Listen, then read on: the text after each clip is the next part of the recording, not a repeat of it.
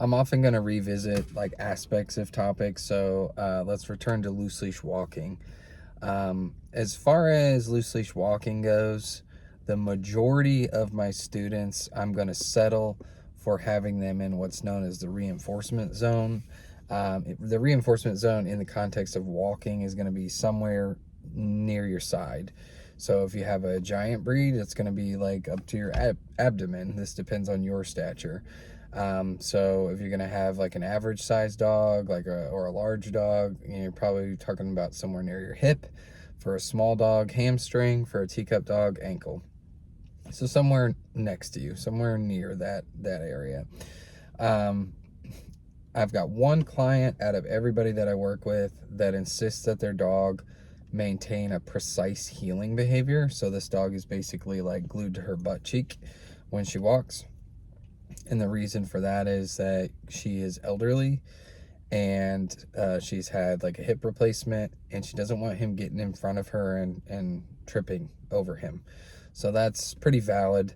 But for the majority of companion dogs, and then for the majority of like average guardians, like novice guardians, um, to get them to a precise heeling that they're going to be able to maintain to the level that you need them to, is a really lofty goal. It's not super practical.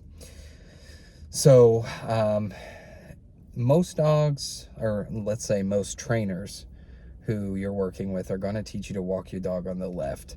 That's just kind of like a standard default thing. Part of that comes from like the tradition of showing dogs in the ring they're going to be on the left side. And part of that is going to be that we're in America. Like, most likely you're watching this in America. Maybe not.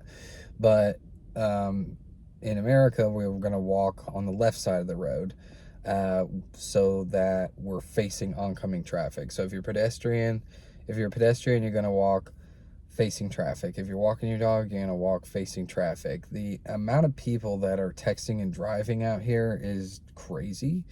So if somebody's not paying attention, you want to see that coming. You don't want it getting you from the backside, because you'll never ever see it coming. There are some situations where it's going to call for walking your dog on the right, so it does merit practicing on the left and right if you need to. If you find yourself in a situation where you're going to have your dog on the right, or if you find yourself in a situation where you need to switch from the right to the left, or the left to the right.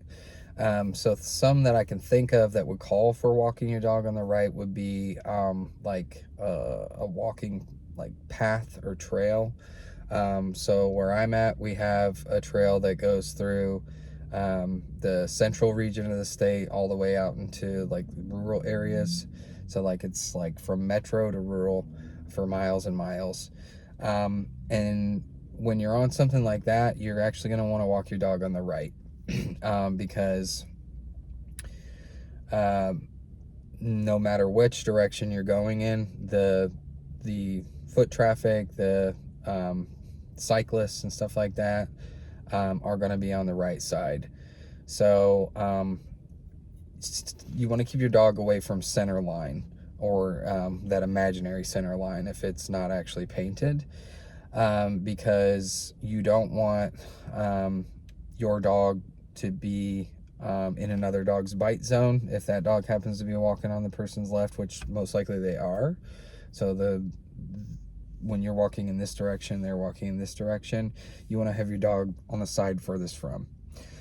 You also want to do that because cyclists will come up from behind you and most likely not announce themselves, and you run the risk of them rolling your dog. So joggers are known to do that. Cyclists are known to do that. The majority of people don't let you know that they're coming. Like it's custom to say on your left, for example, when you're passing on a bike, or ring their bell, but don't count on it. So if you've got a dog that you're walking on the path for some reason that you are not confident would do well with being surprised and having someone materialize like right in their bite zone, you're going to want to keep that dog on the right. stores, like pet friendly stores, dog friendly stores, you're going to want to do the same thing. When you go down the aisle, it's kind of like an unwritten thing that you're going to travel on the right side as opposed to the left side. So the same kind of principles apply there as we just talked about with the walking paths and the trails. And then, like I said, switches can be necessary based on what people are doing around you. If they're not yielding or if they're not on the side they should be, then I just go ahead and switch my dog onto the other side. Because I don't want to like leave it to chance. If there's somebody on my left wherever I'm walking, I don't want my dog to be in their personal space. So I switch my dog to the right as we pass by. And then we revert if we're in an area where it would make sense for the dog to be on the left at baseline.